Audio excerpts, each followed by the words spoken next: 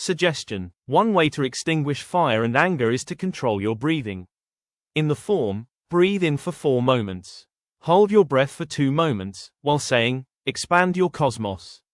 Breathe out for 6 moments, slowly slipping into deep relaxation. Prologue. To get some clarity, you could first ask yourself, why do I have this feeling of anger? Have I not achieved an aim? Principle: if you want to know yourself, ask about your aims. Then, the first step, not giving in to your anger immediately, would be to ask yourself about the general attitude towards your feelings. Could it be that you always trust them, considers them perhaps infallible? A help for the answer is one's own past.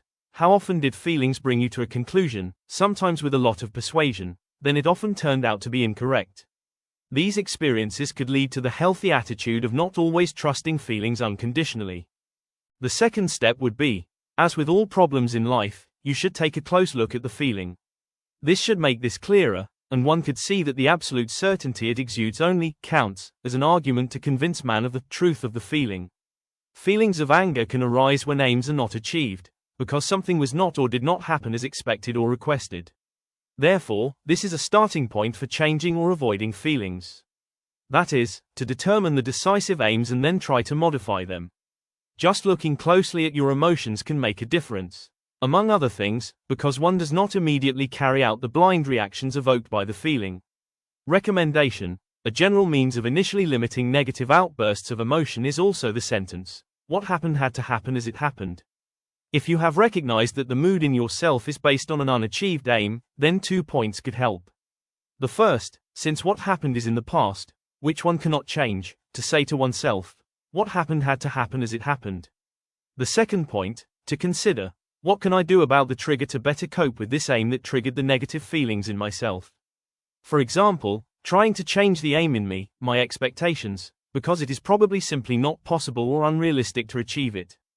Everyone has feelings and intellectual systems that shape them, and can also lead astray through wrong aims. While the mind is more easily altered using its cognitive abilities, feelings are more autonomous. They do not need to justify themselves or be persuaded by knowledge. Feelings form out of experience. This strong role has been preserved in people to this day. However, since every situation is more or less different from others, this can of course result in incorrect attitudes and decisions. While one can think through situations cognitively, feelings often act immediately and demand responses, via the midpoint mechanics.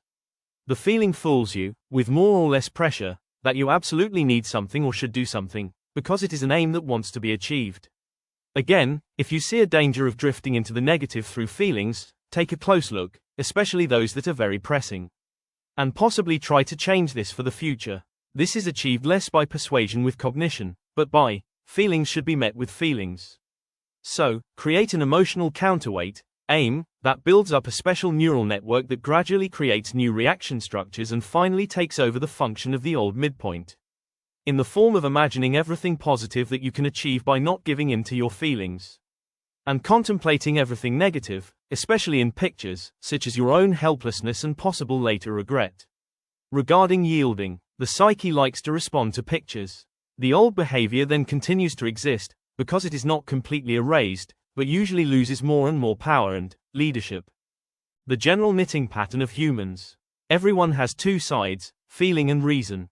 The feeling developed about 3.5 billion years ago from the first moment in which life arose and wanted to survive. All further beings then arose with specific feelings, formed for survival. Insofar as they produced offspring, the feelings were also inherited. The mind evolved much later, as head brain, through competition with other living beings for resources to survive. Understanding means understanding a structure and its changes and drawing conclusions for yourself. This is, in relation to the feeling, a much more complicated and extensive area that took a long lead time to develop. Emotion, like the gut brain, affects more or less all areas of life and plays an essential role. However, it can neither think nor reflect, it is not intelligent. It only acts on the basis of similarities in the past. Feelings are therefore memories in order to react in a consistent way in apparently identical situations. What used to be positive or negative in the similar situations is transferred to today and a similar reaction is sought. As a result, feelings can exert a strong pressure that resists attempts at cognitive change. So, feeling and reason are often opposed to each other as opposites. Now, as a rule, neither one side nor the other is absolutely right. It follows that it would be healthy to strive for a union of these opposites. So similar to how it is expressed in the yin and yang symbol. Like cognitive experiences, feelings arise in the brain and are stored in the respective neural networks. They guide people. In addition to cognition, emotional perception is the other pillar that controls people, although it has a lot of power. Feelings range from fine-tuning, to do something precisely, to overpowering urges, when the brain judges it to be of the utmost importance, and are often stronger than reason. It's hard to resist them, as everyone knows. They can blind you completely. The midpoints, neuron networks, create a world that is coordinated with an aim. This generates corresponding feelings that more or less urge to satisfy the aim. If you have wrong aims in yourself, wrong, often unhealthy feelings are also generated. Feelings can control people very well. Therefore, everything he does, experiences, etc. is accompanied by it. It is much more economical, as I said, to summarize important situations in feelings, which should later help in similar states to evaluate them more quickly than when the brain stores everything in front of a person in all details and from this picture would act. Many variable feelings can overlap and form a pattern that has the character of a request in similar situations. Regarding false aims, feelings are sometimes not properly attuned to the world. If e.g. for example, if your gut feeling says you should decide this or that one way or the other, then you cannot seldom later register that you made the wrong decision. But the feelings are often right. So, it's not that easy to spot false feelings. But if something very important is at stake, then it would be good to keep what has been said here clearly in mind and turn on the thinking. This activates the consciousness, the enhanced senses, at the same time, so that what the feelings want can be looked at more closely. Answer: the brain, more precisely the midpoints, receives information from its feelings and thinking and thus the possibility to revise its decision. Again and again you experience feelings that tell you 100% that this or that is absolutely right and in order and that want to lead you there, sometimes with strong urges. However, if you are not an expert in the field, but also sometimes if you are an expert, you should possibly question these feelings critically, see above. Because the less you know about something, the more your feelings can fool you creatively. The brain makes its own, sometimes erroneous, interpretations, thereby misleading people. Depending on the value of the aim, feelings can be very strong. Especially when an essential value has to be given up. For example, when you're grieving.